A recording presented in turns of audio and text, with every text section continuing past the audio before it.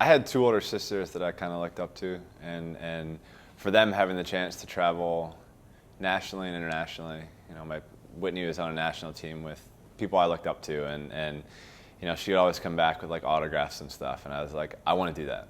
I want to be on those teams. I want to travel the world, and at that point I was just like, I want to be an Olympic gold medalist. I want to break a world record, and I want to be a professional athlete.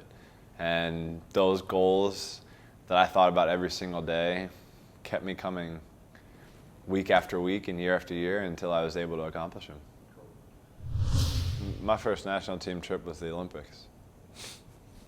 Started as big as you could get, and just having that experience and having getting the free T-shirts and the free gear and the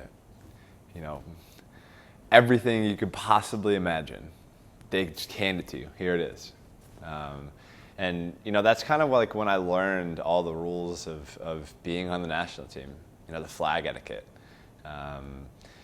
Wearing white caps in the morning, black caps at night. Just kind of how we do things, and sort of watching the veterans. I think I was able just to really pick up on a lot of things. And once an Olympian, always an Olympian, and that's as big as you can get in the sport. There were a lot of mixed feelings after that race. I wasn't happy with the time, but afterwards, I saw the time and was like, man, that's really, I'm not happy with that. And then I realized that I had made my 5th Olympic team. And, that was something that after London I didn't think was possible. Taking some time off, going through some ups and downs, and being able to get through the obstacles that I had to be able to have the chance to swim on my 5th Olympic team.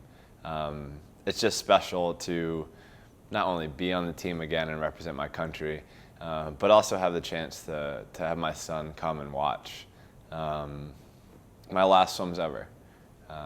He might not remember them, but I'll have the memories for life. Ever since I've moved to Arizona, it's been so wild to me to see so many people that have come up and just been supportive.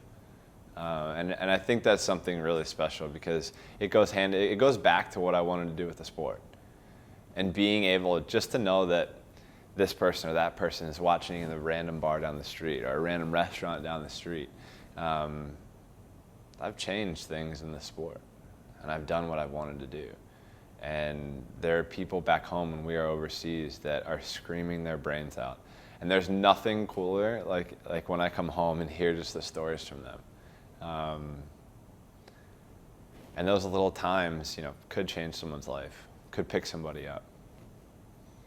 And it's just an honor for me.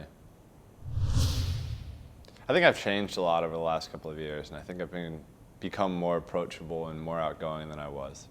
And I think that's I'm kind of exiting the sport, but my job isn't done in the sport. Even though I won't be competing, I'm handing it off to these kids that I hope continue to grow this sport like we've done over the last 16 years. And anything that I can do to help them, I'm here and I'm open to it. I want to be the first Michael Phelps at something, and I've been able to do that. And also representing my country. Being able to wear the Stars and Stripes in my whole life, but representing them overseas, representing the best country in the world, it's just the greatest feeling. And being able to have a gold medal around your neck listening to the national anthem, you can't beat it.